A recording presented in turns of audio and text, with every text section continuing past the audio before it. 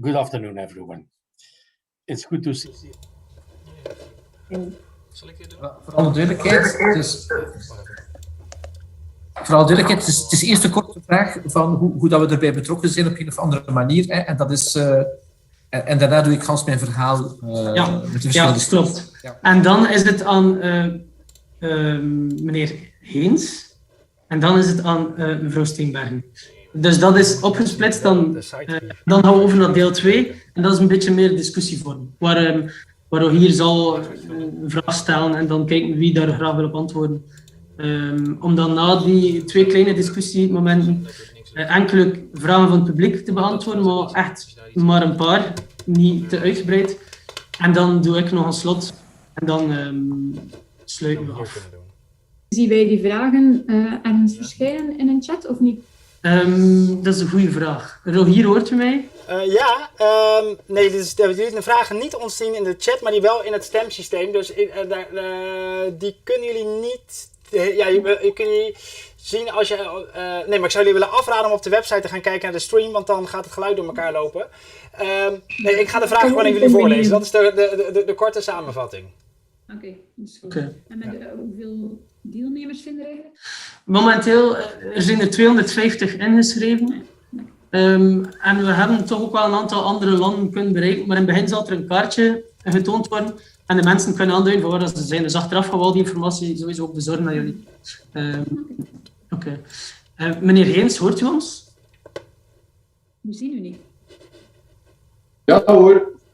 Wij zien u nog niet. Misschien kunt u de video aanzetten? Oké. Oké. Ja. Ook aan u bedankt. Goedemiddag. Om hier aanwezig te zijn. En voor uw tijd en de moeite. Goedemiddag. Misschien nog voor, omdat er een minuutje is voordat het begint. Hebt u persoonlijk nog vragen? Misschien nog voor, omdat er een minuutje is voordat het begint. Hebt u persoonlijk nog vragen? Misschien nog voor, omdat er een minuutje is voordat het begint.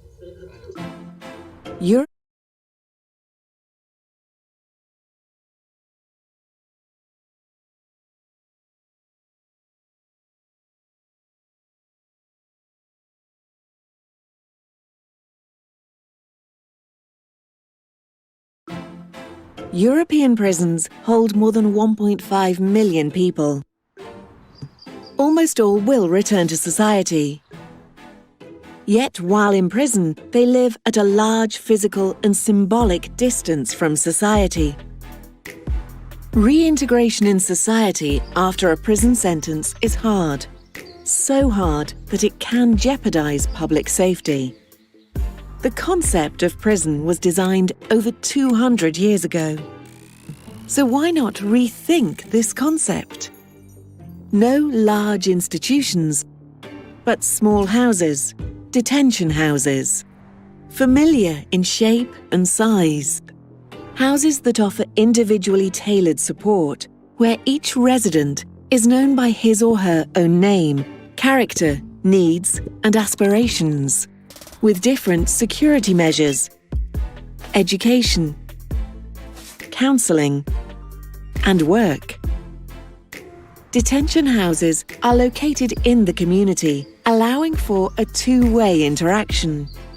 Local teachers, volunteers, social workers, and neighbours can offer their support to people in detention, while the detention houses can add value to the community with their own services, like a repair shop, restaurant, or coffee bar.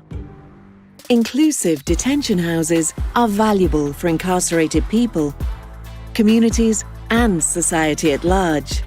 So, why not replace the 19th century concept with a concept that is genuinely fit for the 21st century?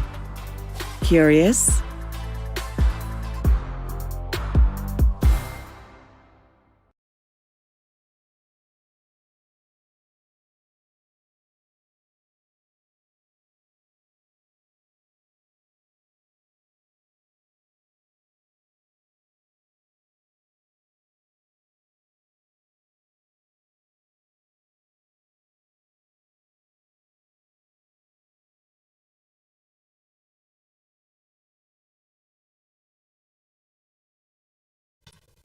In many European countries, the organizations of the Rescaled movement advocate for the replacement of prisons with small-scale detention houses.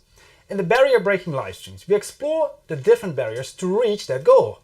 And today we explore political support. Only if there is enough political support, good ideas can become good policies. But getting political support is not always easy. How do you get it on the agenda? How do you make it mainstream? And how do you find politicians that are not afraid to alienate hard-on-crime voters and dare to become real change makers? Today we look at Belgium. Small-scale detention is becoming mainstream from the left to the center-right. Houses made it to the coalition agreement of the new government, and 2 houses will be opened this year alone. What is the secret to the success? Is it durable? And what can other countries learn from this example? This we asked to 3 flag bearers of small-scale detention houses in Belgium who have played a crucial role in getting here. They are not the outside lobbyists or activists, but the key players themselves, politicians and policymakers. Welcome to our barrier-breaking live stream, Political Support. Small-scale detention houses can add value to the criminal justice system. This is recognised by the government because detention houses enable restoration, improve reintegration, and differentiate an individually tailored approach. The written support is there. Are policymakers ready? Let's ask them. And this event consists of 2 parts. In the first part, we ask our guests their experience and perspective on how political support is created. And in the second part, we discuss 2 dilemmas the Rescaled movement faces in creating political support. And we ask their advice. And then we also do a Q&A with our speakers where we can have all your questions to them. My name is rogierelshout. I'm a moderator of events by profession and from the Netherlands, so I'm an outsider enough to ask all these questions, but I'm also a board member of Rescaled Europe, so I'm insider enough to know what we're talking about. And in this webinar, we'd also like to hear your voices. On the right side of the video screen, you see a voting screen. On this screen during the event, new questions will appear. And the first question we have to you is, where are you? And yeah, we see people here in a lot from Belgium, some people from the Netherlands, someone from Portugal, Switzerland. So we have people from around Europe, but the other parts of the world are still empty. Well, maybe they will come later. And the second question we have to you is, what do you think is the biggest obstacle to political support for houses? And some people say fear, no support of the general, a wrong image of prisons, short-term thinking of politicians, people just don't know it, and a negative public opinion. Public opinion is becoming bigger, so that might be a very important thing to this. In this voting system, you can also ask your questions. If you go a little bit down below the question, maybe you have to scroll a little bit in it, you will see the option Q&A. Here you can post your questions to our speakers regarding political support for houses. You can also see each other's questions, and if you see a question that you really like, you can give it a thumbs up, and then the more thumbs up it gets, the higher it will float in our stack of questions. So we have a little bit of democracy in which questions we're going to ask our guests of today. So public opinion we see. And another question we have for you is, when is this event a success for you? So we'd like to know from you, you are tuning into this live stream, what would you like to see today that you think, yeah, this really helps us getting a little bit further in replacing all the prisons around the world, maybe, with detention houses. Well, one person I can definitely ask this is the organizer, because in the running up to our big European talk show next year, where we discuss all the barriers, all the national groups of Rescaled organize one of these live streams. And this episode is organized by the Belgium chapter and the founding fathers, I may say, of the Rescaled, the Huizen. Manu Pintelon is a criminologist and the Belgian coordinator of Rescaled, and together with Noah Shozan, he is the organizer of this event. Manu, why do we need to talk about political support? Why is Belgium a good case study? And when is this event a success for you? Thank you very much, Rogier. First of all, good afternoon, everyone. Welcome to the live stream of Rescaled Belgium. We are so glad you are joining us today. As Rogier already said, today is about the obstacle, political support for detention houses. We have 3 very interesting speakers who can give us some crucial insights into political support. We will listen to their story and how they are confronted with this topic of detention houses in the past, nowadays, and existing future plans, especially about political support. Is there political support in Belgium? How do you create political support? And if there is a support base, who or what is that precisely? A very difficult topic, but I'm sure our speakers, with their different angle of approach, can give us some logical insights and maybe even provide us with some very important information. I will now take first the time to briefly introduce our three speakers more in detail. Who are they and why are they so interesting regarding detention houses? Here we go. So on the first screen, you will see Stefan van Hekke. He is a member of the Belgian Federal Parliament for the Ecological Party Groen. Van Hekke is known for his expertise on justice, as he is a member of the Justice Committee since 2007. As he strongly believes in the concept of reskilled, Van Hekke has devoted time and energy to help build up a political support base for detention houses. He will definitely share with us today his experience and how the political support base for detention houses has changed through the years. On the second screen, we will see Koen Heens. Koen Heens is a former Minister of Justice and Deputy Prime Minister in the governments of Charles Michel and Sophie Gomez. As a Minister of Justice, he put small-scale detention on the Belgian map.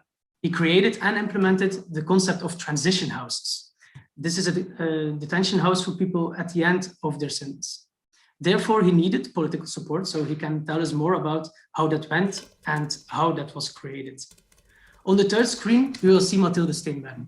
She was prison director and worked as justice and prison advisor and is now director of the Justice Policy Cell of our Minister of Justice, Vincent van Quickenborne. It is her policy cell that includes detention houses in the policy note, and thus has helped emphasize political support. Mathilde Steenbergen will give us information about the current policy and can tell us something or what support she needs from the political landscape to implement detention houses. Unfortunately, our fourth speaker, Paul Magnet, couldn't make it last minute. But thus, overall, a special thanks to all three panelists to be here today and to share their knowledge with us. Let's now give the floor first to our founding father, Hans Claus, who will tell you something more about the way he experienced political support for detention houses over the year and why we need this support so badly. I hope you enjoy every second of it. Good afternoon, everyone. It's good to see so many interested in the future of detention houses. A special thanks to our panelists and the people who organized this event. I am Hans Claus, prison director and artist. I'm the founder of Visit with the Huizen, and I, together with others, developed the concept of detention houses. As many of you already know, we present detention houses as a solution for old prison concept. In time, we would like to replace all prisons with small-scale detention houses that are integrated in the community. This would be a detention concept that fits our 21st century and our current expectations of the deprivation of liberty. Today, however, we will not focus on the concept of detention houses as such, but on the political support for our concept. We can propose whatever we want, but will it ever happen?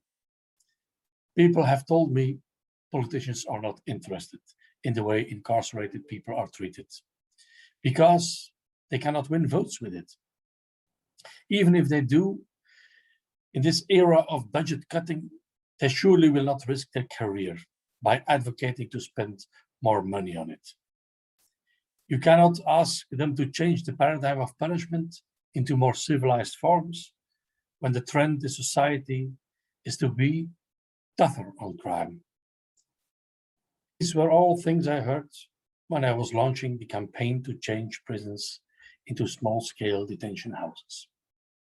In short, practitioners and scientists have been crying for fundamental change for a long time, but there only ever seems to exist room for minor, marginal interventions, such as better training for staff, or of course, building new prisons. However, the choice to make a real shift in punishment remains a political choice, And in a representative democracy, this choice is up to politicians. That's why the Belgian project of the Huizen started by contacting politicians. From 2011 to 2012, in the initiative of our movement, politicians gathered in a strategic working group and designed the features of what is now an ongoing process in making a fundamental change. Why did they do so? And moreover, how do they proceed? Their story can inspire reskilled movement that is advocating our paradigm shift in other European countries. I'm so glad they are willing to share their views and their experience at the local level as a Minister of Justice, as Member of Parliament in the opposition or within majority, as President of a political party, or as a political advisor. This can be so educational for all of us. Let's get the debate started and let's find out how policymakers think about our concept. In which way is it already integrated in their current policy? I hope everyone enjoys our event and remember to keep advocating for structural change, because that would definitely bring us a better penitentiary future. Kijk, nou, wonderful. Thank you so much, Hans. And in the meantime, we asked our audience, when is this livestream a success for you? And we see awareness, concrete solutions, and when we hear something new, to be informed, but also when the politicians are also listening and taking it home, but also when I know how politicians see the detention houses of today and knowing how you can manage the politicians and create their support. So a lot of people are really interested, how can we create support for these detention houses ourselves? Well, and who are better equipped than to explain this to us than our speakers? They were already introduced by Manu. Mr. Van Hekke, you are a member of parliament for Groen, the ecological party. You are a long-serving member of the Justice Committee. You have survived many governments in Belgium. And I've been told you are sometimes called the Wikipedia of the Justice Committee. You are supposed to know everything. I've been told you have played a crucial role in putting this on the agenda and getting it from a fringe idea into the mainstream of politics. When did it start? What was the moment that you first heard of detention houses and why did it appeal to you so much? Thank you very much and welcome everyone on the screen. Good afternoon everyone, and special thank you for the organizers of this webinar. I'm very delighted with this invitation, and I'm here to outline the long journey we have traveled in Parliament during the last decade. Our goal has been to put that beautiful and strong idea of detention houses on the political agenda and try to realize it. Another reason for my... Before you get started on your presentation, because you have some slides with it, I'm going to give the floor to you shortly. First, I want to introduce also the other speakers. But Mr. Van Hekke, do you remember the year when it started? How many years already are you involved in small-scale detention? It must have been about 10 years ago. And then I had contact with Hans Claus, of course. We saw him. I think he's a little bit the founding father of the idea here in Belgium. And I accepted the challenge to support the ideas via what he called a strategy working group of the Huizen. But I can say I was not alone there, because 10 years ago, who was invited also around the table, that's the present Minister of Justice, Meneer Van Quickenborne. Also 10 years ago, we found each other around the table with Hans Claus, discussing about that idea and how we could try to realize it in Belgium. So it's about 10 years that we are trying to work on it. Wow, that's okay. And you've prepared a presentation of a little overview of the last 10 years, what happened and what were the key factors for success. Second, we have with us Koen Geenter, member of parliament for CD&V, the Christian Democratic Party of Flanders. Till last year, you were Minister of Justice for 4 years, and you are the founding father of transition houses in Belgium.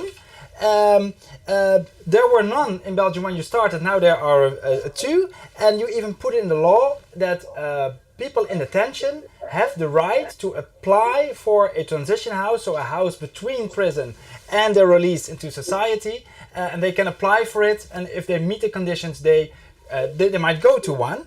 Where does your enthusiasm for small-scale detention come from?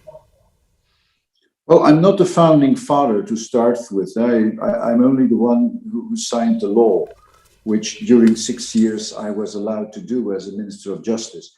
When I arrived at the Justice Department in 2014, the idea of Hans Claus was vivid, but was controversial.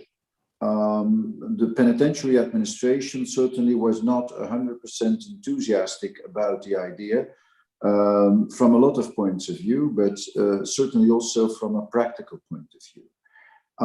But there was a lot of support in civil society, mostly the left side of civil society. I'm in the center, so that's a good thing to start with. And we thought that with some small experiments to start with, the idea might maybe gain applause at the end of the day. And so it took us 5 years to have the law enacted for 2 transition houses that only apply the concept to the phase between prison and return to society, the last 18 months, in fact. So it is a reduction of the idea, but in order to make people acquainted with the idea. That is what we did. Okay, and so for you also specifically, we'll ask you later how to get from will to policy that's really implemented, because an idea is one thing, but a policy that works is another thing, and that's where your expertise comes. Mathilde Steenbergen, you're the director of the Justice Policy Cell of the Minister of Justice in Belgium. So you're a member of his cabinet, which is something in the Netherlands we don't have. You're either a politician or a civil servant. What are you? Are you a politician or a civil servant? I'm both. I'm a civil servant who is in temporary leave to help the Minister of Justice. Yes. So how free are you to talk about all your opinions, or are you supposed to say what the minister's opinions are? Oh, internally I am free to speak as I wish.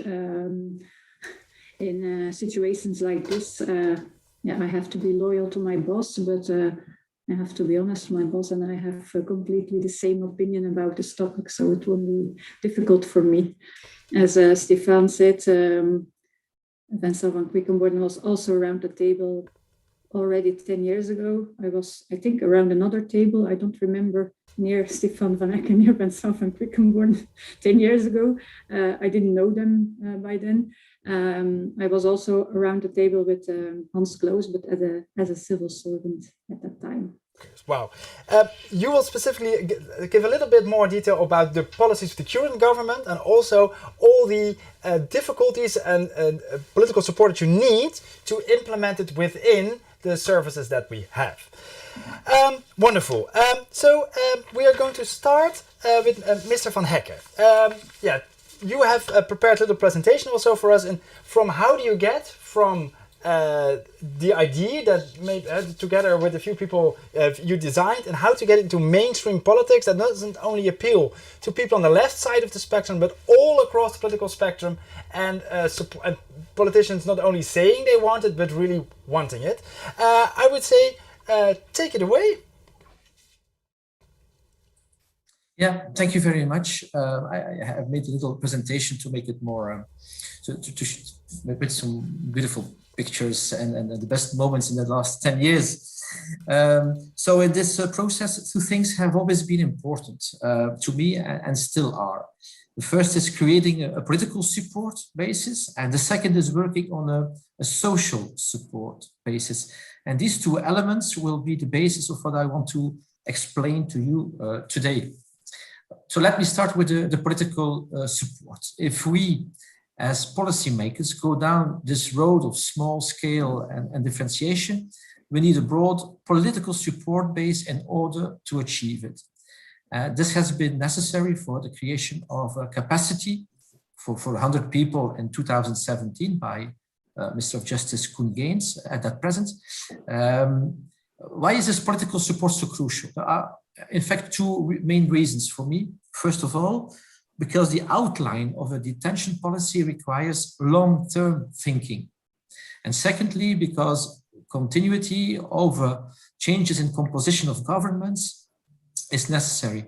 Changes in composition could lead to different and more destructive choices, so that the continuity is very important. In other words, if we want to realize this policy of small-scale facilities, it has to be done across successive governments and across the parliament, and as broadly as possible across the boundaries of majority and opposition.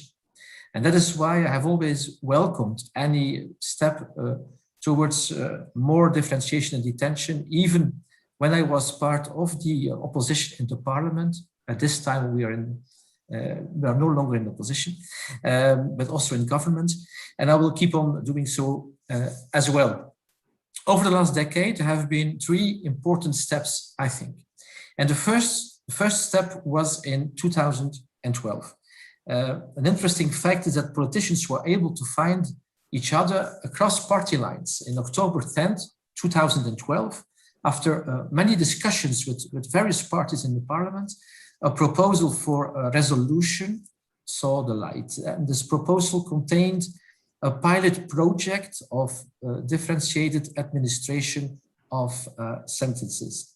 It was signed by representatives of several political parties from left and right wing, including myself. And this resolution was never debated or voted on in the Commission at that time. But we had already a broad coalition who was preparing to work on this topic.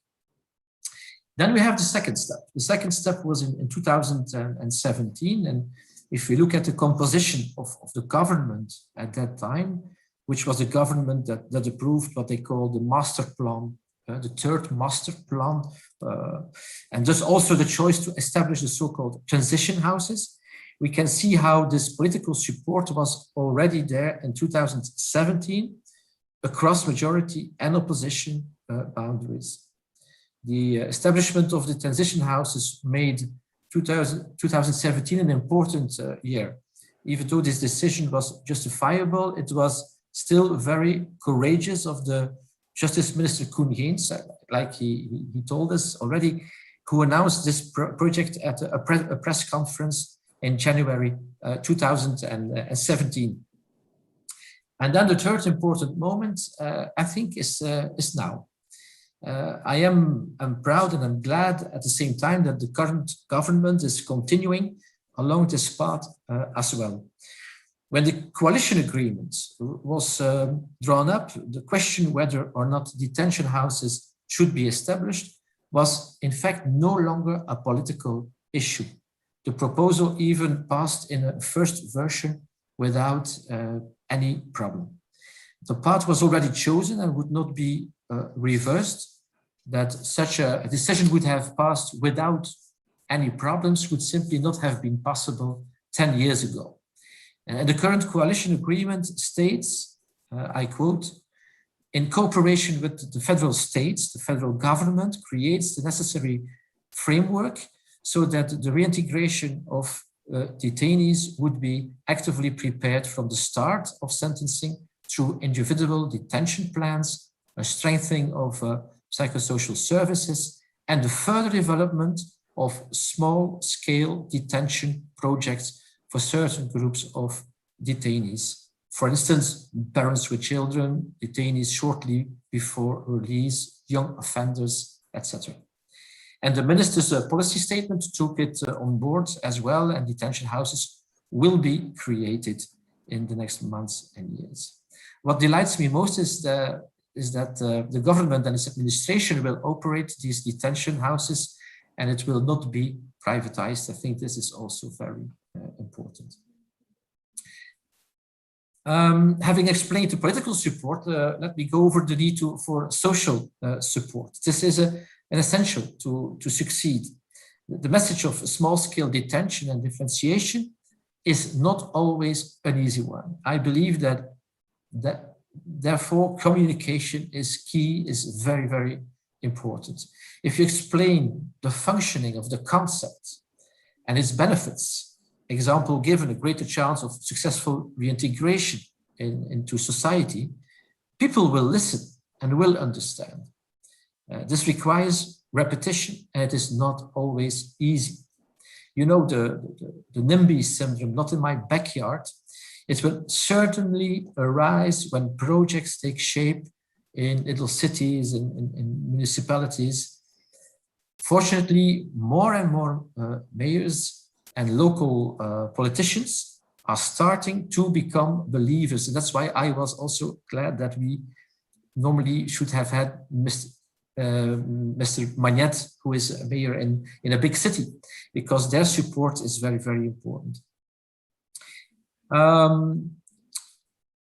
A push from well-known people can certainly help. One of them is our famous actor, Matthias Schoenaerts, known from the Danish Girl, Rust and Bone, and other movies. He is an ambassador for Rescaled, and this opens doors and helps to get the ideas accepted by a wider audience. So if I can come to some conclusions, launching new and especially innovative ideas and creating social and political support for them is not always easy. But the ideas for detention houses clearly show that it can be done.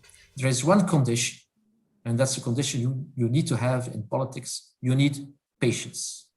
Patience, especially when you're in the opposition. You need to have patience, a lot of it.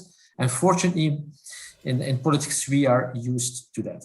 But above all, the initiators must not lose their faith and courage. And that has never happened. So to the super motivated people of Rescaled, the Huizen, for them too, it has been a journey of 10 long years. And for this, I would also like to thank them warmly. Their pioneering work and enthusiasm deserve all praise, as they inspired politicians to take this road, and their role was crucial.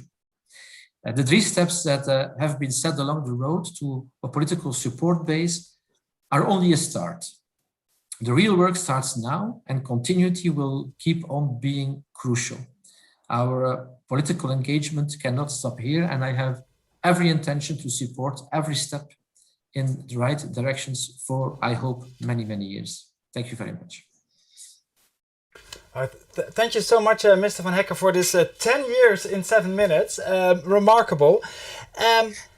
One of the things you say is you have to keep, it's a long-term strategy, but how do you know that you're making steps? Because you cannot have a little bit of a house, so how do you kind of measure if you're on the right way, or that you should adjust your strategy? Yeah, it's also important to have information and proof. That's why we started by creating pioneering projects, because if you have these projects, you can learn from it, you can show the people what the advantages are. And we have also some, I think, information from other countries. In Scandinavia, there were interesting projects also. So this is very important also to use that information and to have also the academic world to study also and to accompany the steps we take. But convincing people, you will not convince people only by giving them that information. It's a long work. Yes, it's very long term. And in the Netherlands, the discussion is very little about effectiveness and facts. It's very much from a, well, I might even say underbelly perspective. It's very difficult to reason in that. Is that also the case in Belgium? I'm afraid it is, and it was certainly 10 years ago. And like the questions you asked in the beginning, I think there is fear because people don't know the system. They don't know the advantages of it. And that's why you need, in fact, a long-term work. You need politicians who want to run a marathon and not sprints, because it takes a lot of time to convince people, to give the evidence, to go into discussion. If I can discuss in 10 minutes or 15 minutes with someone, I can convince him. But to convince some million people in our country, that's of course a bigger effort. What I sometimes see with the activists who advocate for fundamentally redesigning our detention system is that they very much preach to the already converted. They use words that work really well in their own world, but for, I would say, voters and politicians that are more in the center, maybe less convinced, I'm sometimes wondering, is this the wisest approach? Did you sometimes have to alter your argumentation or your framing in order to also appeal to people who are not already convinced?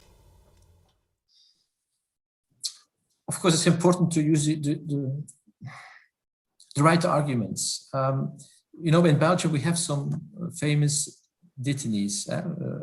For instance, Dutroux. If people think that Dutroux will next week live in the same street where they live with their children, they will never accept it. That's why it's important to start a discussion with a category of detainees that are where people believe that it is a good first step. Let's say, like I told you, first offenders, young people who are sentenced and sent to prison. There are a lot of not a lot. There are women sometimes with children in our prisons. We can start by selecting these special types of prisoners to start these projects and to show that it works. So it's also step by step that you have to convince the people that these solutions are working and on the long term will be much better than the actual system. Okay, great. Well, we're going to talk more about the argumentations that we should be using in order to get more support. Thank you so much for this. Mr. Geens, as you already said, you might not have been, you don't want to call yourself the founding father of transition houses in Belgium, but you are the one who made it policy. It's a new concept. As a minister, it's pretty easy to just a little bit more of something and a little bit less, but you opted for to introduce something new. That's not always the easiest thing to do. No, it is not. But of course, what you don't tell at the beginning of the story is, one, we will hold a referendum on this within 2 months from now. And second, what you don't do is say, we will change the whole system from without. You just try to gain support for a small-scale project that might, in the long run, prevail. That is the tactics. Now, if you allow me, I will give you 4 elements very shortly that were not in favor and 4 that helped. Okay. What was not, if you allow me, what was not in favor is that we live more than ever. Although we say the contrary, we live more than ever in a society, certainly in Belgium, where every behavior which seems not wishable from a social cohesion point of view is penalized, is criminalized. all things that happen usually lead to some parliamentary discussion of let's make a new criminal law. And that endures for many years, and it's worse than ever. Second, we have, through social media and through much more active normal media, many more trials by media than ever before. So people in Belgium, the first quarter of an hour of public television at certain points of time is for most of the time justice and criminal law and big trials. 3, magistrates in general have little interest for what happens in prisons, which is of course a problem because the end destination of many of the criminal judgments is prison. And so there is a link which is not present. And you're looking for that link. It's very difficult. There are, of course, magistrates who are very active, but most of them are not.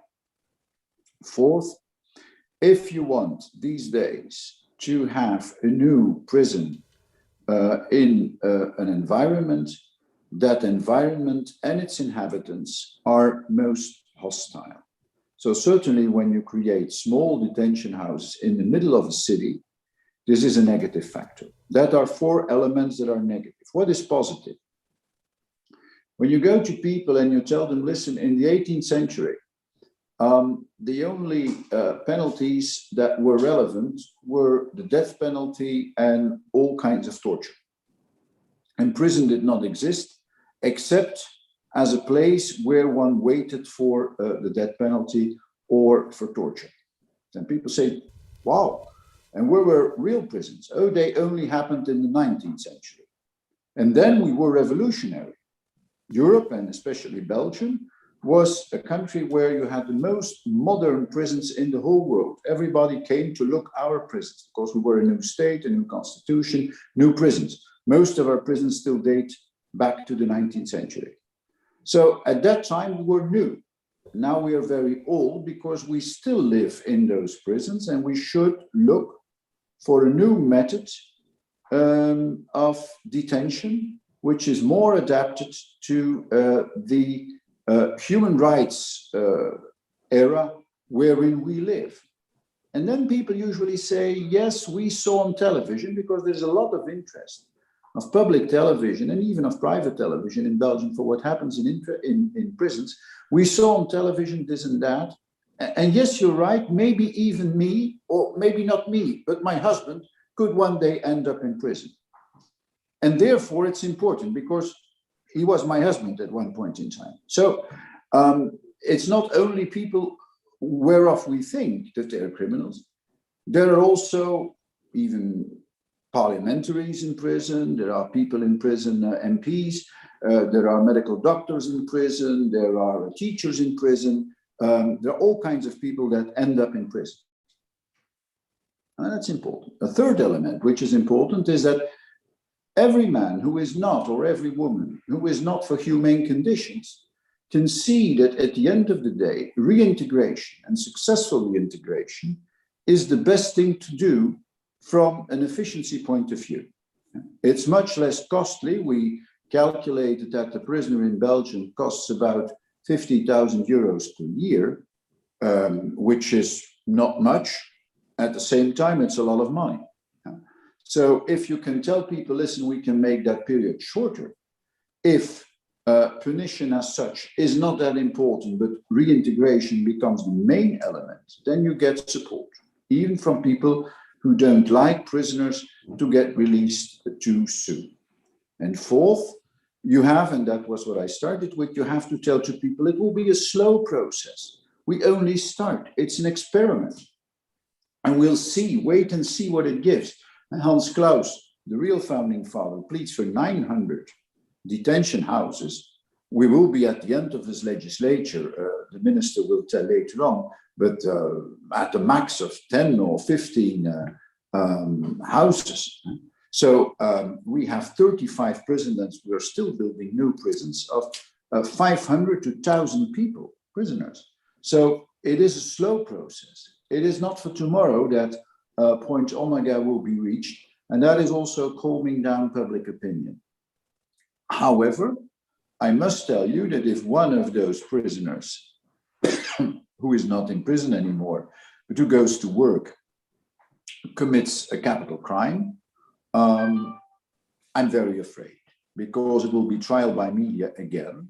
And so the risk we incur if something goes wrong is enormous. Therefore, even revolutionaries, as I am, I think, but I'm not sure, would plead for a slow pace in order to avoid that that small child that was born incurs too many risks. That is shortly what I wanted to say. Wow.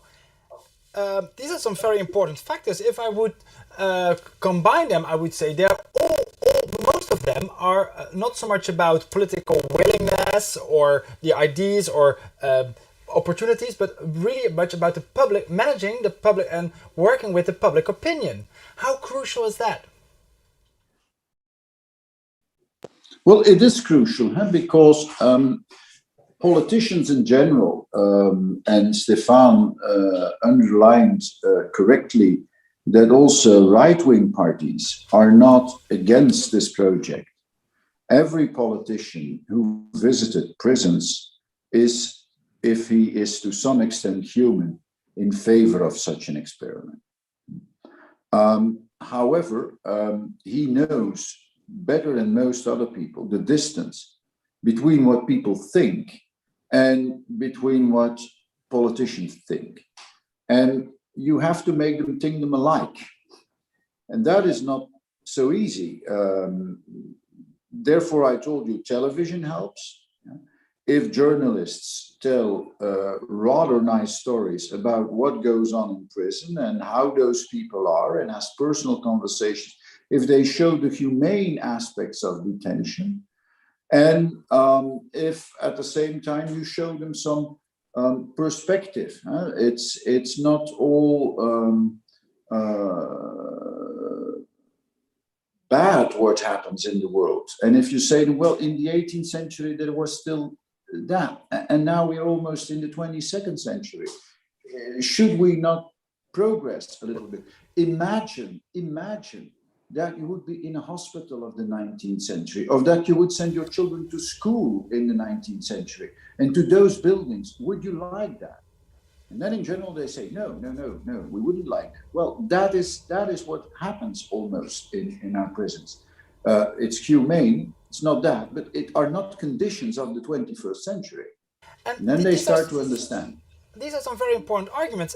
If I compare the political debate in the Netherlands, how do I say this in a neutral way? A Dutch comedian has called it PVV corvée, which means that center-right and slightly right politicians sometimes have to say super populistic things because they're afraid otherwise people will vote for the very right-wing parties. So our Minister of Justice, he allows quite some experimentation with our detention system, as long as it does not go into the newspapers, and he is only in the newspaper searching for drugs in prison or saying that he's going to make it tougher, because they don't dare to say anything that could be seen as soft. And hence the discussion is not at all about effectiveness, but just about who sounds the toughest. Why doesn't that apply to you? Well, it does apply to a certain extent to right-wing politicians who may have a certain double speak and are much more populistic in public than in private. So there is some schizophrenia, I think, in most countries as to that. But I join Stefan in saying that in the Committee of Justice, most parties, even the right-wing parties, not the extreme right-wing parties, there is always a difference between both, but are in support of a more humane detention. I cannot say that any of those parties has ever disappointed me. However, that will not mean that they will say it that publicly, as would Stefan or as I would do. And I would say even myself, I was not very, very, very outspoken on the issue, at least not as much as I wanted to, in order not to endanger the interest of my party. And that is normal.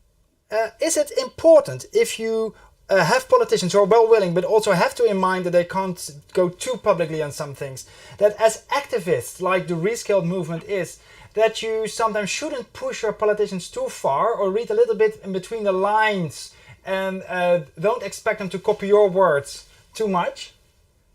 Oh, but they do. I mean, I never had a conversation with Hans Klaus, and I heard part of his introduction, wherein he did not understand to a great extent what the framework wherein politicians have to work, what that framework exactly is, and how difficult it is to defend certain of those measures. Every time that a prisoner is released in a condition that afterwards seems not to have been justified because he is again committing a crime, is for every minister a major problem.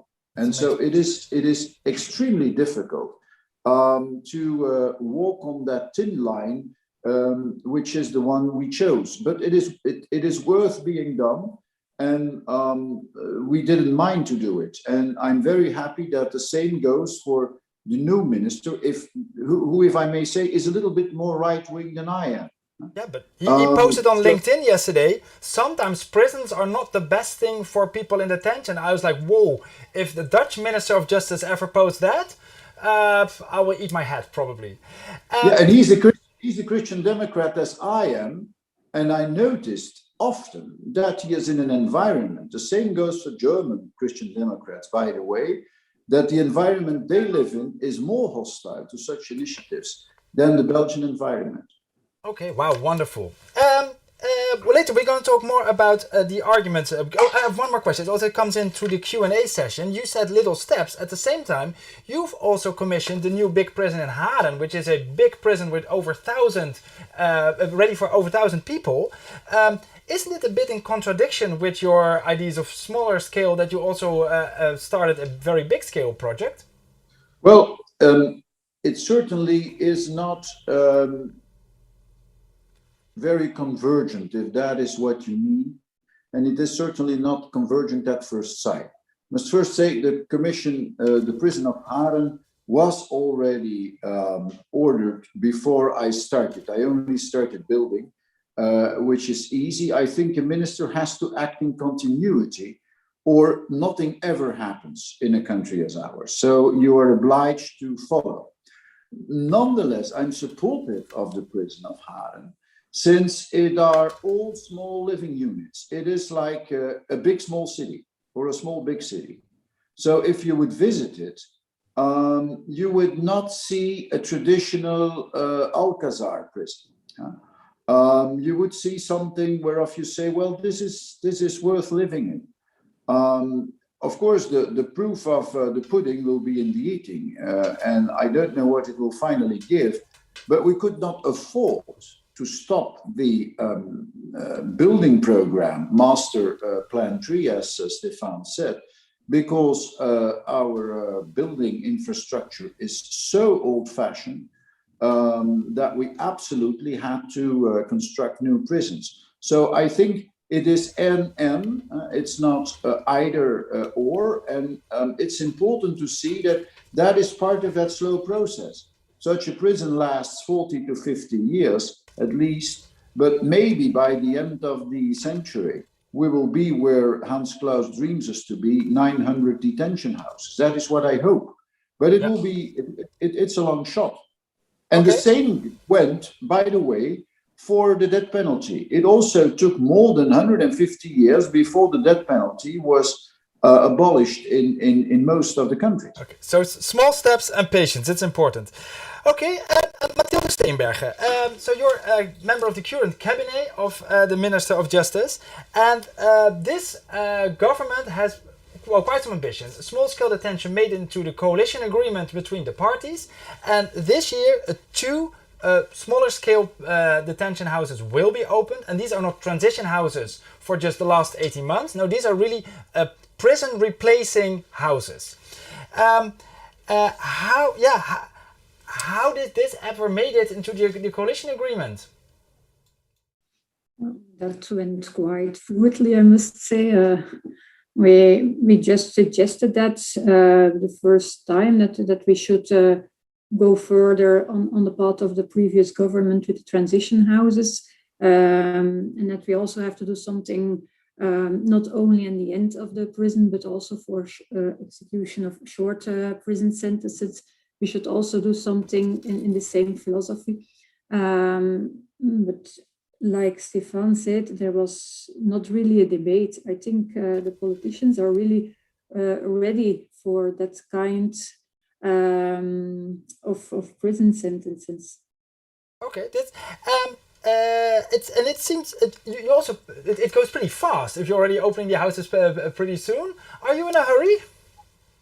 Yes, we are in a hurry. We have a lot of surpopulation in prisons in Belgium, so we really need new facilities.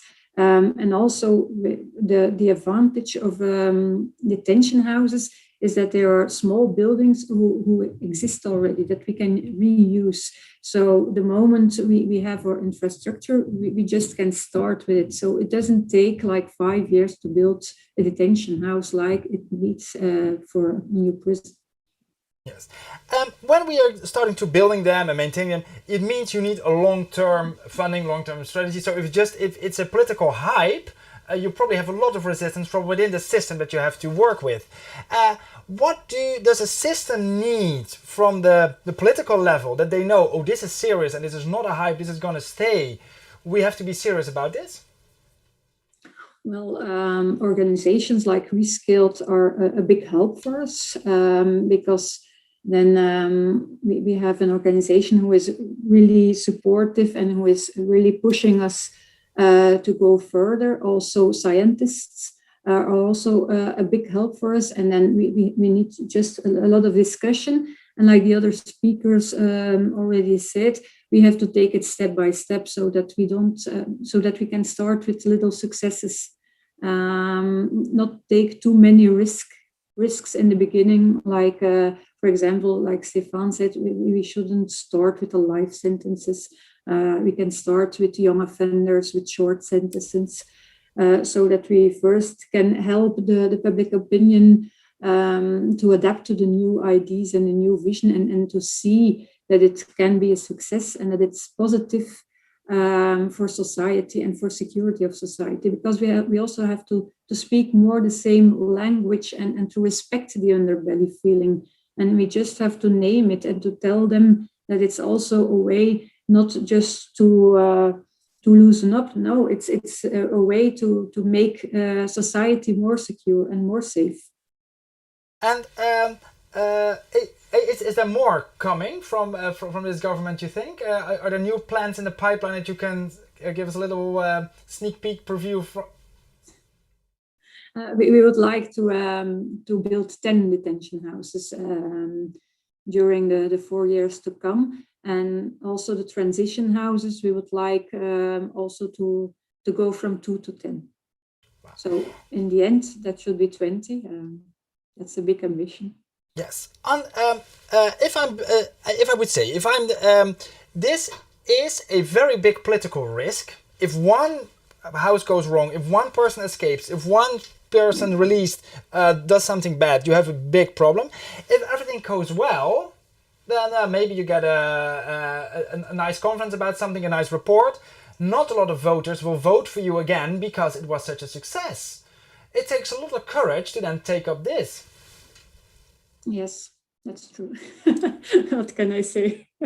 No, but well, there's a big evolution in thinking.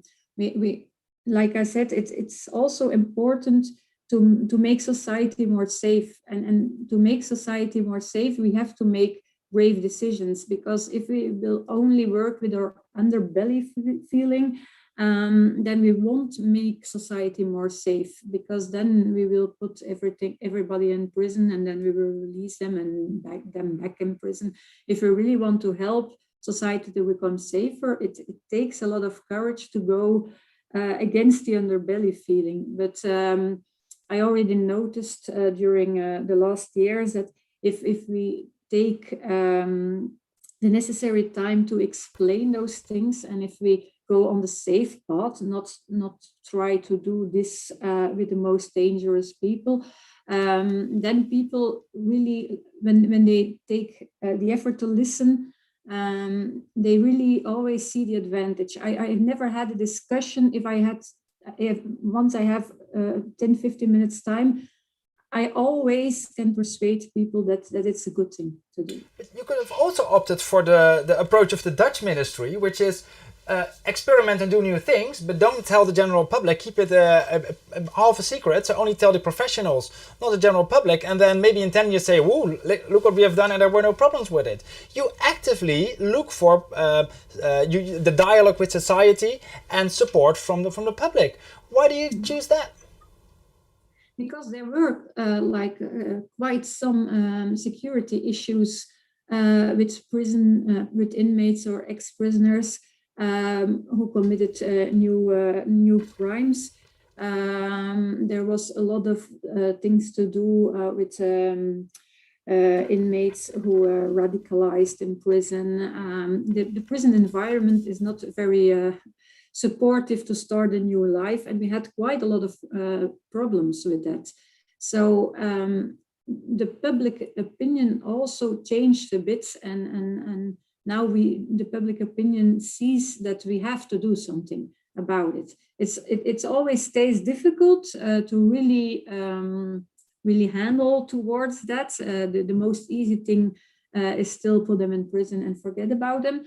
But we had quite a lot of issues.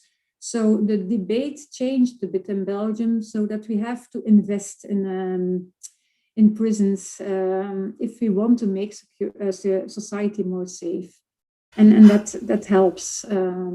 Yeah, that helps. How important is it to have support within the system? So prison directors, people who work in prisons, people in organizations around prisons.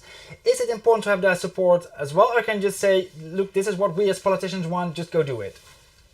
No, it's fundamental that we have their support. But I must say, I worked like 13 years in the prison. I know there's a lot of support for alternative ways of prisons, because when you work in a prison, it's from time to time, it's very frustrating that you want to do things differently, but that it's difficult in an old-fashioned structure with old-fashioned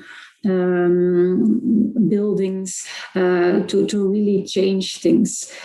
So I am quite convinced, and I know that we have a lot of support for those new initiatives. And I think there will be a lot of staff members who are waiting to go and work in detention houses to do it a different way. Okay, wonderful. Okay, well, good luck with all your endeavors, and also this public approach. I think that's a very interesting approach. In the second part of this live stream, we want to have a little bit of discussion. So we have some questions are coming in. We're going to discuss them. And we have two dilemmas that we, as the Rescaled movement, that we face. And one very important dilemma is that which argument should we use to get political support for this transition from prisons to detention houses? And I'm not so much talking about to the already converted, but how to convert new people, people who might be a bit doubting or are afraid of the underbelly. Which arguments should we use? And we noted a few down, and you can divide 100 points over this argument. So if you think one argument is the argument, give all your points to that, or you divide them over some others. We have effectiveness, so that's societies become more safe, it's better for reintegration and less recidivism. The other ones is prisons fail, so we're not sure the new system works better, but one thing we know for sure, prisons don't work. The third argument, you could say it's more humane, so from the people in prisons perspective, it's better for how they feel. The other one, you could say it's cheaper, or at least we're not wasting taxpayers' money like we do with the expensive prisons. it's the idea that sanctions should be in a society, not outside. So we shouldn't lock people away on an industrial zone some far away, but they should be in a society. Should you talk about the economic opportunities for communities? If there's a house in a community, it can provide services or buy bread from the local bakery. Should you say the innovation argument? Prisons are 200 years old. We haven't innovated them much. It's a standstill, so we have to move on as society. Or do you say it's for better working conditions for the people who work in prison? It's much better for them, or safer or nicer if they work there. So you can divide your 100 points, and we see effectiveness, humane, and prisons fail are the highest. And the prison staff is not the biggest argument. Yeah, if I look to our speakers, how would you divide your points? Mr. Van Hekke, what would you say is the most important argument? It's like the European Song Contest, you know. Drews upon, yes. Yes, if I have I must say there are very good arguments. There are many arguments. For me, the most important argument is it's safer in the long run. You give better chances for reintegration, and the sanctions are in the society, not out of the society, but in the society. So I would give, let's say, about 50 points for safer in the long run, for about 30 points for better chances for integration, and 20 points for sanctions in the society. Okay, and thank you so much. Mr. Geens, what would you already said something about your arguments, but what do you think are the most convincing arguments? Well, I think that once you have decided what we did in most countries to abolish death penalty, a sanction should necessarily strive for a successful reintegration. It makes very little sense to have people live in a prison for 60 to 70 years, which are long life sentences where we're going to. That is completely absurd. So I like the safety argument, but I cannot guarantee it. It's clear that the human imprisonment gives better results as to people that commit new crimes. But normally, Mr. Geens, if we look at opinion polls, you see that roughly half of the society thinks people who have done something bad can be taught or helped to not do it again.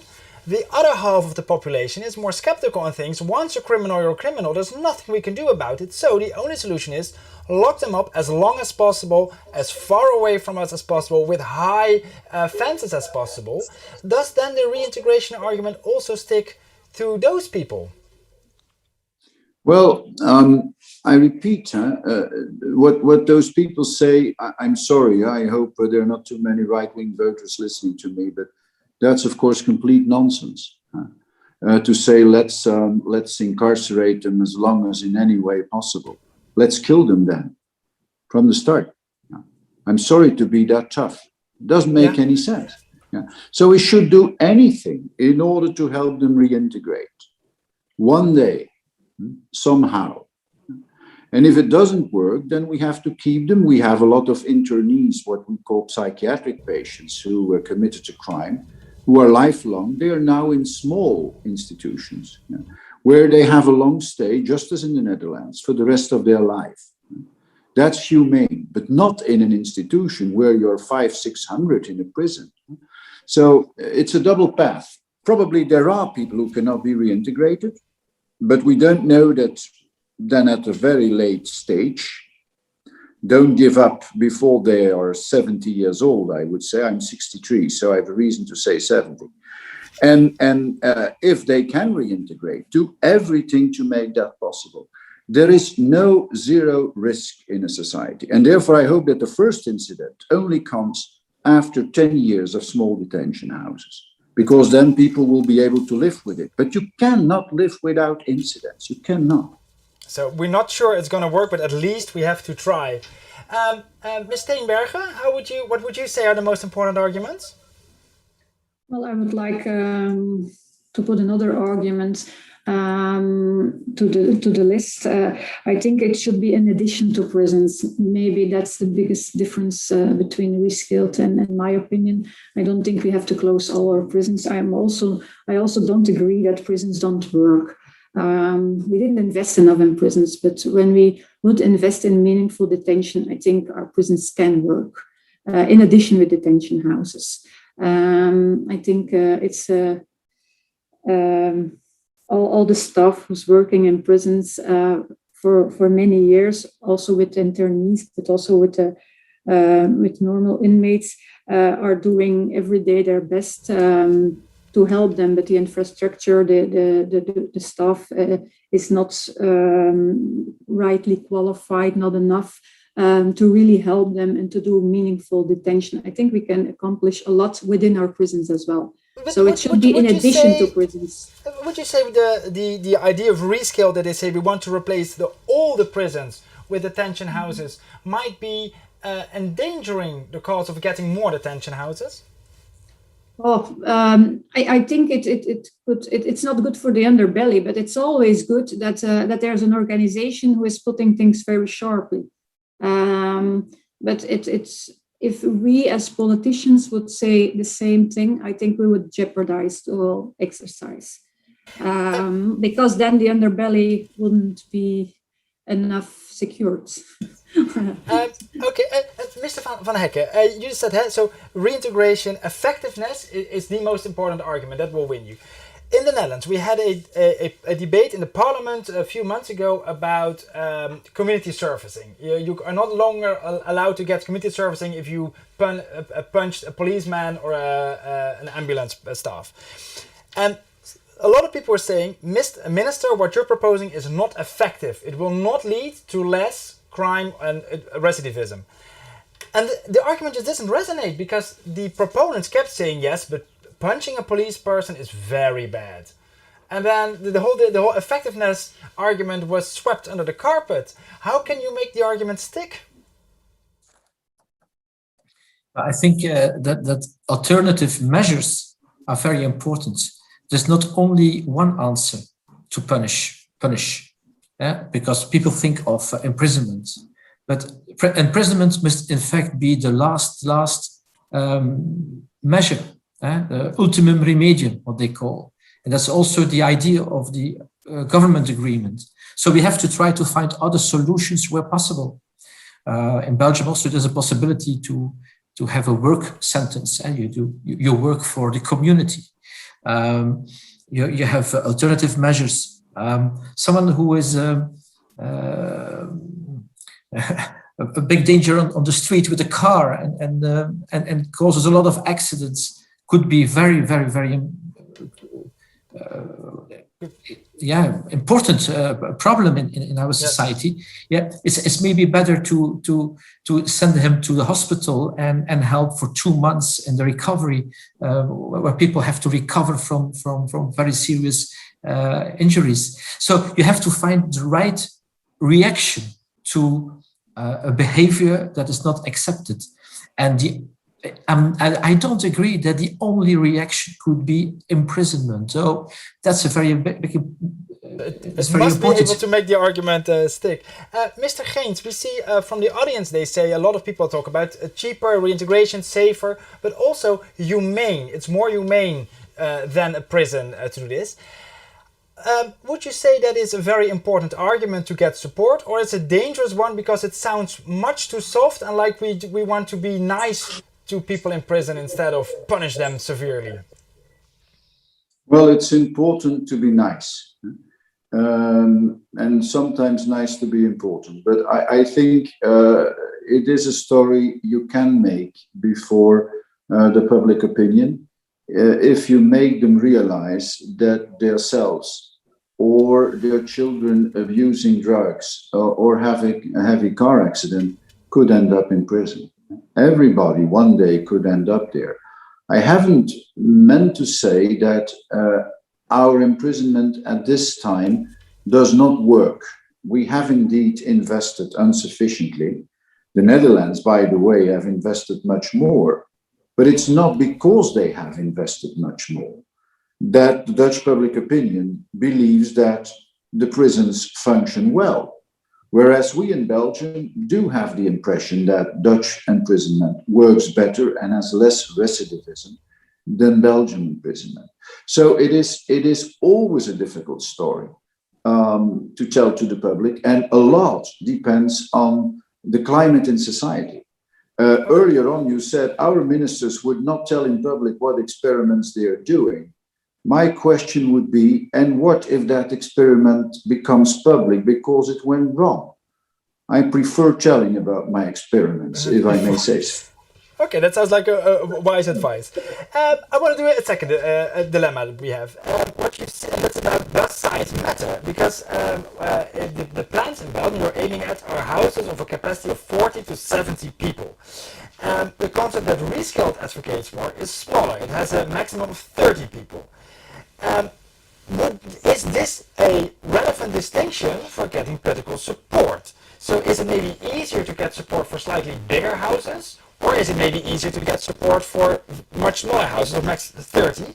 And also we ask you the audience, so you can rank on a level from more difficult to more easy for the smaller houses, both on the federal level and on the local level.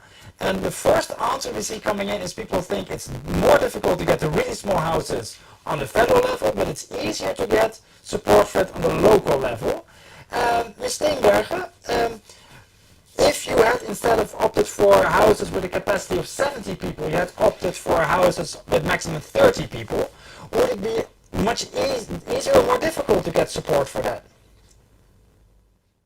Oh, I don't think that the amount of inmates that you allow into a detention house is so important to get this support. Yeah, well, you don't have to exaggerate it. It has to be a small capacity, that's for sure.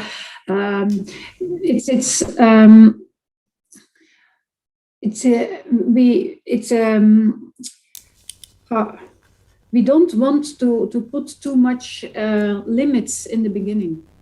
So we are looking for buildings, and we don't want to exclude too much before we start looking for buildings. So if we would say maximum of 30, we would already limit all the possibilities. So we decided to make it a wider range for minimum and maximum capacity, so that we can choose the best projects and not to limit us too much in the beginning just because of capacity reasons. If we find a nice building who is really good for philosophy of detention houses, but with 60 inmates, why shouldn't we do that? We also have the reality, don't forget that we have a surpopulation of over 10%. If we can help as many inmates to move to detention houses the quickest possible, we should do that. So we said we take the maximum high enough so that we don't exclude too much in advance. Yes. Okay. Mr. Van Hekken, does the exact size, a small house or a very small house, does it matter for getting political support? Well, I think it's very important. I think that it's easier to find support for a house of 20-25 people. I think the local politicians will more easily will be able to support the idea if it's a capacity of 20-25 people. Maybe in bigger cities could be 40, but if it's getting too big, maybe it's too difficult to have, let's say, to select the group of people you want to, to put in and to have the road to reintegration if there are too many. So there are a lot of arguments. I think we should not fix the minimum on 40. I think it should be lower, and we will have more possibilities to start and find houses, buildings to start with it. Because I think I would give another answer on another question. If we have, for instance, a capacity of 10,000 people, if we make an investment in these detention houses, in the long term, or in a couple of years, we should not only see that we go from 10,000 to 10,500 with detention houses, we should also try to lower the capacity of the traditional prisons, that the transition houses or detention houses come in the place of the classic prisons. In the short term, this will be difficult, but in the long term, the capacity of the traditional prisons should go from, let's say, if we are at 10,000, we should go to 9,500, 9,000, because you have the detention houses who come in place. Because if you keep it on 10,000 and you invest in detention houses, you will create more capacity, and I don't think that is a good direction to go to. But that's a difficult discussion. Okay, we're gonna see. And also, it's interesting to see more how that also works on the local level. We have a lot of questions coming in. We don't have time to do all of them, but I will try to go over a few of them. One question that asked is, how can we prevent that big profit organizations become the organizers of detention houses? When there's an opportunity to earn money, there's always lobbies coming in. How do you keep the commercial parties out if you would want to? Steenberg, you have specifically said the houses will not be for profit prisons. You are very difficult to understand, I must say. Okay, we're going to try to fix our sound. Noise. I think I understood the question. I hope I did. Yes, so you specifically chose not for not for profit prisons. Why is that important? For the detention houses, we are just doing it ourselves. It will be like a normal prison staffed by our own staff.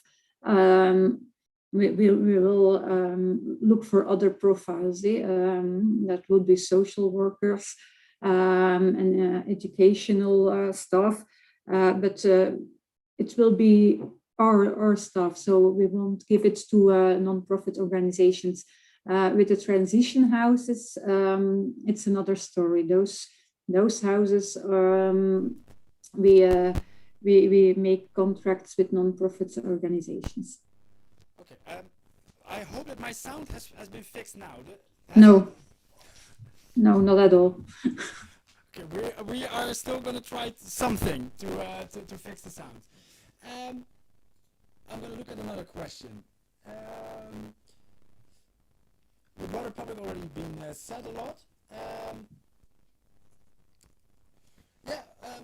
Mr. Gaines, someone asks, why isn't it something that politicians can win votes with? We talked all about not losing votes, but how can you win votes? I'm certain you win votes, but you also lose votes. And so to have a net win, a net profit is the difficulty. I met in our prisons a very willing volunteer staff in almost every prison, of people that can invest a lot of their leisure in a prison. So I really think there is a lot of people that sympathize with politicians that try to favor more humane detention conditions. But on the other hand, you lose. Certainly when there is an incident. So you have to be sure when you become a minister of justice that with your prison policy, it's difficult to win any votes, and then it goes much better. Okay. Yeah, do you want to add something? No. Isn't it a risk to start with specific groups that can count on the sympathy of society? So let's say women or young people. Isn't it also a risk that people think it's only for the, let's say, lighter cases? Mr. Van Hekke? You have to start somewhere. And I think if you start with these first projects, this is a group that is very well identifiable. I think also that there is, if you take first offenders, you can easily have a program to to lead to a successful reintegration. So I think it is a good choice to do it, but after a couple of years, you have to broaden the group and maybe choose for more difficult group of prisoners or more complex problems. But when you start it and you want to have sympathy and you have to find a lot of let's say social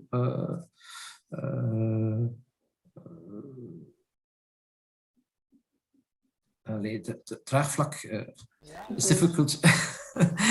So support, if you want to find a good social support in the community, I think it's important to start with certain groups, but when you work longer on these projects, you have to go further and select other groups also. That's true. Some people want to know if I'm a young criminologist and I want to increase the political support and implementation, how can I be helpful? So I'm a researcher. What can I do to help? Ms. Steenbergen. Yeah, I think what we need are studies about recidivism. But we also have to invest, and we are investing in gathering all the right numbers so that they can do a good scientific research.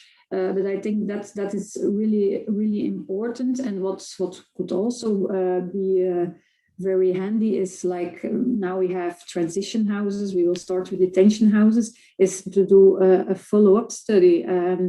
Why not follow such a house for a period of a year or maybe 2 years, and maybe after 5 years then see how it goes with those inmates who passed by a transition or a detention house. So I think a lot of interesting studies are coming in the next years. So there's a lot that can be do. Here we see often prison alternatives have perversive effects if they are used for those people who would not have received a prison sentence. So how to prevent this in the case of detention houses? So if judges think more easily, oh, let's send this person to the detention house because prison would be bad, but the detention house would be good, then we have created a new problem. Yes. That's one of the biggest, I think that's one of the biggest challenges. But we must say the advantage of the system is that it's not the judge who is sending you to a detention house. So that's one of the major things who are very important to avoid net widening, because net widening is a very big problem in everything we try to do. But how we can avoid it is we are not giving it to the judge to decide if you are going to a detention house or to a normal prison. It's the judge who is sending you to prison. And it's the prison administration who is deciding, are you going to a detention house or are you going to a prison? And I think that's the most important way to avoid net widening, because that's one of my biggest concern in everything we do with alternatives. What we see, maybe that's also an interesting research for our new criminologist who's in the room, that's to see how net widening effects apply to society. Because when we started with electronic surveillance, for example, well, what we see now is that everybody has to pass through that stage before they can go free. And it's always like this. If we try to invent something new, we see that a lot more people are getting or has to take this extra step. And with alternatives to prisons, it's also like this. If we started with probation, for example, I don't have the feeling that the amount of inmates increased. Now the amount of people who are getting sentenced rise, and that's a very big problem. I do one last question. We talked a lot about how to convince people in the middle, but what to do about people that are very hard to convince? So the more hardliners in society. What is the strategy? Is it to ignore them or not, Mr. Geens? Well, the strategy is never to ignore people, but if their arguments don't make sense and they don't want to discuss, which in general is the case on social media, it doesn't help very much to discuss.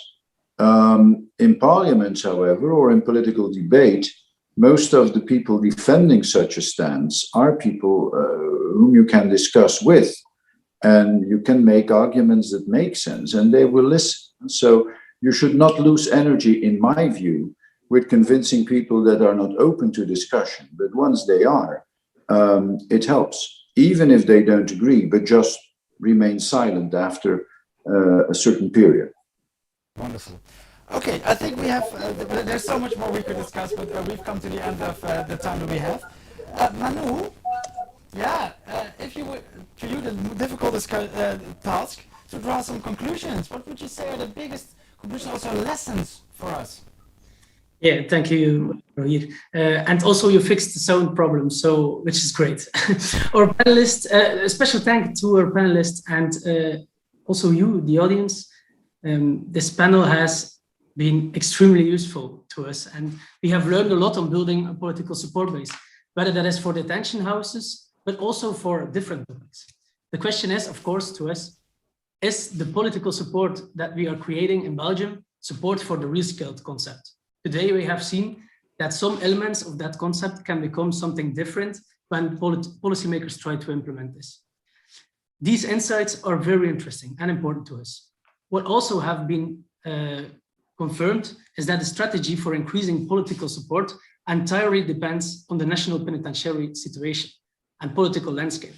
So, however, today quite a few different approaches were mentioned, and I don't think only one is the way to go. As we heard, it will be a combination of a lot of actions. Another fact that has been confirmed is that it is so important to ask policymakers what they need. If we, as an organization, can help them by providing information or building public support, then we have to undertake these actions. Therefore, today was also extremely useful to us, and we will try to use this information as recommendations for strategic decisions. I will now give the word to Noah for the last part of this live stream. And once again, thanks a lot to everyone. Yes, hi everyone, thank you Manu.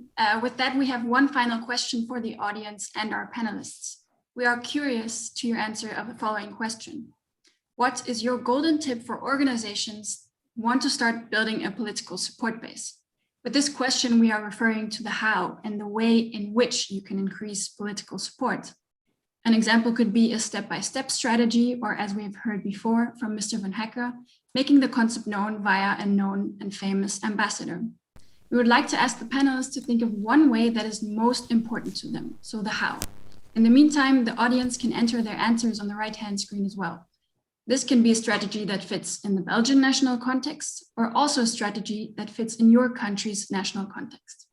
I will give the floor back to Rogier so he can ask the panelists what their one important way is and tell us what the audience thinks.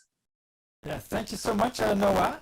Yeah, so it's let's say I am a civil society organization somewhere in Europe or outside Europe, and I want to start building a political support base. How should I go about it? Mr. Van Hekke. Yes. I said it before. I think you have to go step by step. That's very important. And like I said before, you need a good condition. You must be a marathon runner because it takes a lot of time to arrive to get to the finish. And don't lose the courage, because you need a lot of energy to fight for that idea that is very, very, very difficult to communicate with the community. So step by step, and train for a marathon. Train for a marathon. Thank you so much for sharing your insights, and I hope, well, maybe another 10 years for you to have made many more steps. Thank you also so much for all the things you've done for small-scale detention.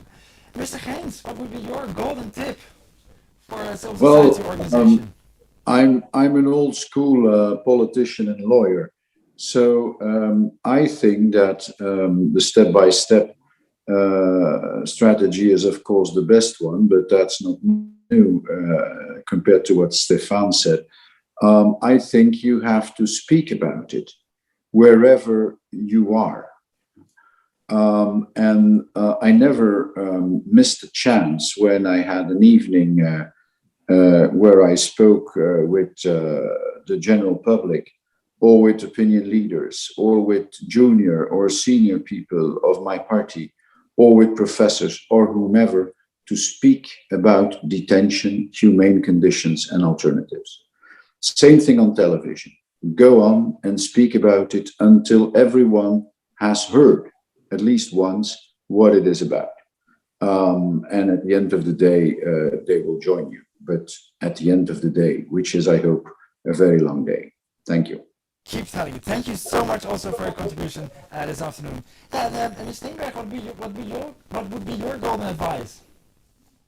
I think the step by step is more for the politicians. I don't think you should go step by step. I think you should go all the way and let the compromise to the politicians, to the policymakers. It's good that the organizations have a clear path to go. You need a lot of patience. Never give up is my golden tip. But let the compromise thing to the policymakers. It's good that an organization has a very sharp view on things. You can be radical sometimes, and we will do the compromise afterwards. But you have to be very, very, very patient. We're going to write this on the tile and hang it on the wall. You have to be radical, we'll do the compromises. Thank you. Okay, thank you so much. Also, good luck with getting all these ambitions that you have in your coalition agreement into reality. And then soon we will send delegations from the Netherlands and the rest of Europe to go look in Belgium to how the future looks like. And then I see from the audience, some people say, go passionate, step by step, focus on the benefits, create awareness with the broader public via media and schooling, know what you're talking about, and move debates more towards the media to create more awareness among citizens and politicians. So it might be the long run to involve everybody, not do it secretly behind it, but this is the best way everybody thinks. I would like to thank our panelists so much for your contributions this afternoon. I'd like to thank our viewers for staying with us. We will put this whole episode on YouTube for you to watch again if you would like to. So if you want to know more about Rescaled and the whole ideas behind it, go to rescaled.org, and there you can also subscribe for our next live stream, which will be on the 15th of June. It will be done by the Netherlands, and I will talk about a house, how should they look like, and if we have so many concepts for houses, why not use them for detention? So the 15th of June, also on our website, rescaled.org. Thank you so much. Thank you to our speakers. Until next time.